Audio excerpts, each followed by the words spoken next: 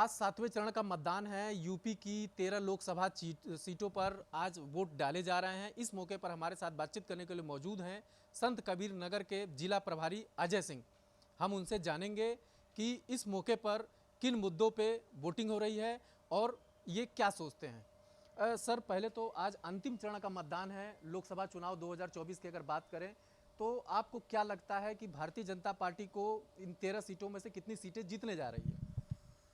Bharatiya Janata party के प्रधानमंत्री आदरणीय नरेंद्र मोदी जी लगातार तीसरी बार प्रधानमंत्री बनने जा रहे हैं। देश ही नहीं, पूरी दुनिया यह मान चुकी है कि तीसरी बार आदरणीय नरेंद्र मोदी जी की सरकार बनेगी भारतवर्ष में। सर, ये बताया जा रहा है कि अगर हम गोरखपुर की बात करें या फिर आजमगढ़ की बात करें या लालगंज सीट की बात करें या फिर हम लोग जौनपुर सीट की बात करें, वहाँ पे कहीं ना कहीं जो इंडिया ब्लॉक जिसको कह रहे हैं इंडिया ब्लॉक, वो एनडीए को मजबूत टक्कर दे रहा है। तो आपको क्या लगता है कि कहीं पर कोई लड़ाई है, जनता में कोई नाराजगी है, एंटी इनकम्बेंसी है?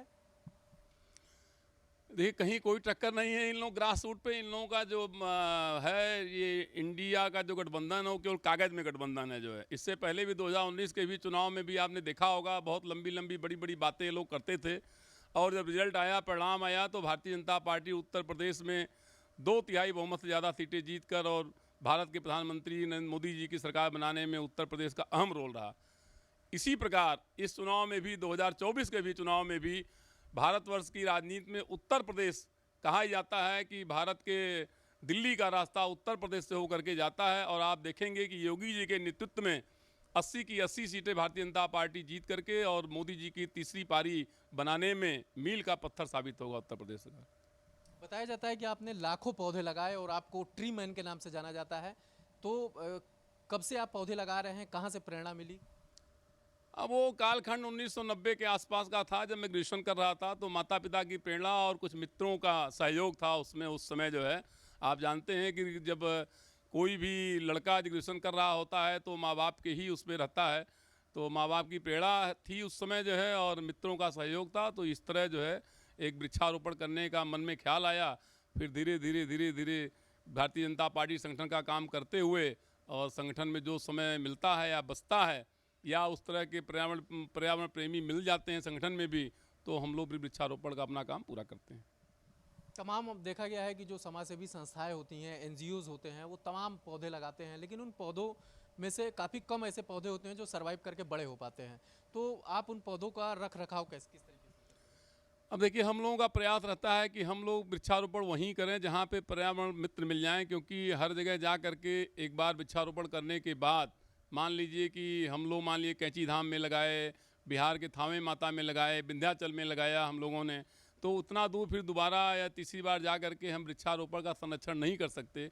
तो इस नाते हम लोग आग्रह करते हैं कि लोकल स्तर पे ही हम पहले पर्यावरण मित्र को बनाते हैं, उस तरह के लोगों को खोजते हैं कि जो पर्यावरण प्रेमी हों, तो उनके सहारे जो वृक्षारोपण हम करके आते हैं। फिर वो फ़ोन के द्वारा या फिर पानी डालना हुआ या उसका संरक्षण करना हुआ या टी गार्ड बनाना हुआ, ईंटें का टी गार्ड बनाना हुआ, तो हम लोग उनके सहयोग से और समाज के भी अन्य लोगों के भी सहयोग से हम लोग उसका टी गार्ड बना करके फिर वृक्षारोपण करके उसको बड़ा करने का प्रयास करते हैं। अब तक अगर हम बात करें, पौधों की संख्या कहाँ तक पहुँच चुकी है जो आप द्वारा लगाए गए? अब देखिए, लाखों लोग कहते हैं, लेकिन पेड़ लगाते हैं उसमें कोई गिनता नहीं है, लेकिन लगाया जाता है। अभी 30-35 साल का सफ़र हो गया है, तो मैं समझता हूँ कि पेड़ों को लगा करके हम लोग गिनने का कभी प्रयास नहीं किया।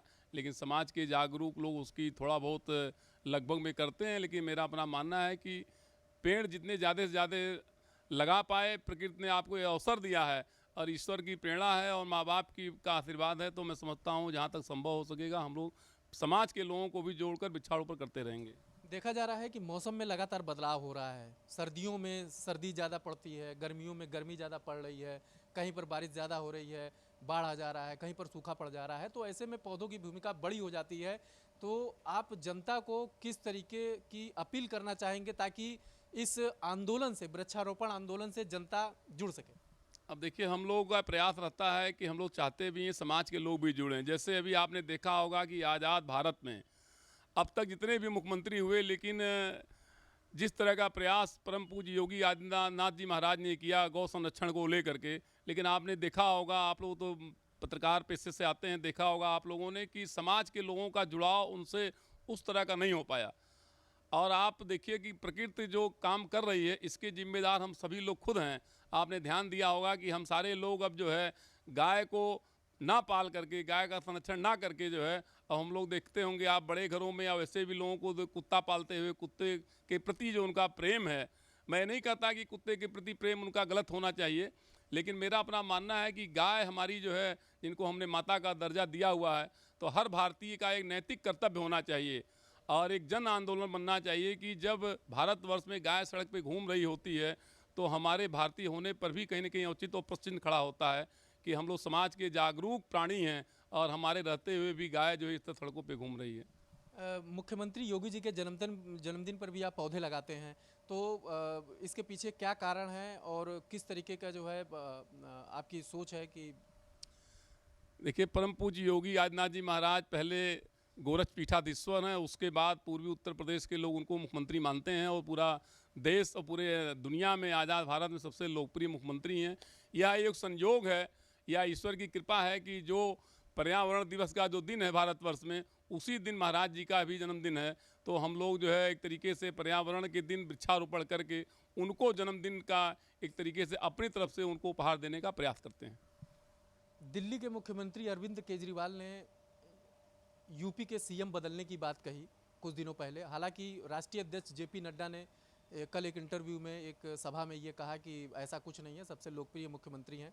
तो आपको क्या लगता है कि प्रोपेगेंडा फैलाया जा रहा है? अगर ये प्रोपेगेंडा है तो किन लोगों द्वारा फैलाया जा रहा है? अब देखिए, दिन में सपने देखना कोई गलत बात तो नहीं है, बहुत दिन में सपने देखते हैं और ये सब तो सपने देखने जैसा है। जो उत्तर प्रदेश का इतना लोकप्रिय जो मुख्यमंत्री हैं और आज़ाद भारत में भारतीय जनता पार्टी के इतिहास में लगातार 37 वर्षों के बाद दूसरी बार जो पूरी मेजॉरिटी के साथ सरकार में आई है, और इस तरह के लोगों के जो है बोलने से तो मुख्यमंत्री का पद थोड़ा बदला जाता है।